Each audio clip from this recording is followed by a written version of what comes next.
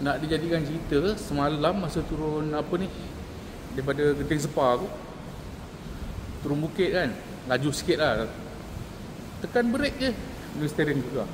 Turun ni gegar juga. Daripada dulu lah, daripada dapat kereta tu memang gegar tapi tak kuat. Itu pun kalau speed laju lah, macam 80 ke 100 kan. Tiba-tiba ada kereta, kalau kita brake dia rasa gegar. Itu okey lah, bertahan lah lama. Lepas tu masa turun daripada Genting tu pasal tak boleh laju, lagi tu kita banyak guna low gear kan, jadi tak ada rasa sangat. Masa keluar, masuk highway tu dah boleh start laju sikit, rasa gegar. Kau tak boleh jadi ni. Tapi sebelum tu memang ada check juga dengan ChatGPT, tanya kan. Dia kata kalau gegar, steering gegar, masa brake memang kemungkinan besar dia punya brake disc rosak lah, bengkok. Lepas tu singgah dekat workshop, betul ada workshop buka malam hari Ahad.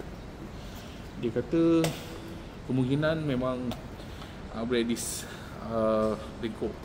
So dia cakap dia nak check dulu. Cakap okey lah, check lah dulu. Lepas tu dia check, kebetulan dia punya tayar tu belah dalam, belah depan kan, dua-dua dah nampak benang. Dia panggil lah, dia tunjuk. So dia cakap nampak benang, serius lah, tak pernah aku pakai apa ni kereta sampai nampak benang. Sekarang lemon lari ni, kata dia kan. Okey lah, kita pun tukar. Tu lah dia punya cerita dia. So semalam lepas ambil kereta tu, dah try bawa, memang okey, sedap bawa.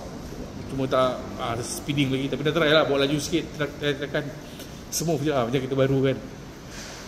Selama ni bergegar-gegar handbrake. Tu je lah cerita dia. Okey, dah siap nak ambil kereta ni. Dia dah call kata dah siap tadi. Makan lagi. Dia tengok apa benda, dia bayar. Ini rosak ni, murahan ni. Okey, settle. So kita balik dulu. Tapi sebelum tu nak singgah dekat tepi tu lah, tanya dia boleh buat pintu ke apa ni. Tengoklah kedai aksesori tu, tanya dulu. Lepas tu yang berapa kena apa semua tu nanti kita cerita lah kemudian. Depan kedai orang ni. Ini buat dekat Lim Tire. Lim Tire, kawasan Pandan Indah. Okeylah, bye. Okey, settle lah kereta tu tadi. Total semua sekali 1960. Berdebar debu 1973. Apa yang buat, tukar brake disc depan belakang, brake disc 800, 800.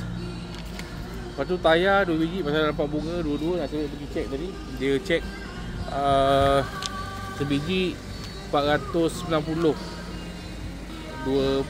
sepasang 980.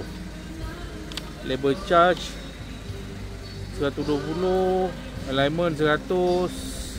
Macam tu lah lebih kurang. So ni untuk rekod. Next time kalau dah, yelah, dia tahu kan, tayar belakang dulu pernah tukar sebab pecah masa dekat highway. Depan dia pakai Hancock. Hancock juga lah, tayar asal Hancock. Belakang tu Toyo tu. Bunyi kuat pula bunyi muzik ni. Nanti tak pasal kena apa ni, copyright.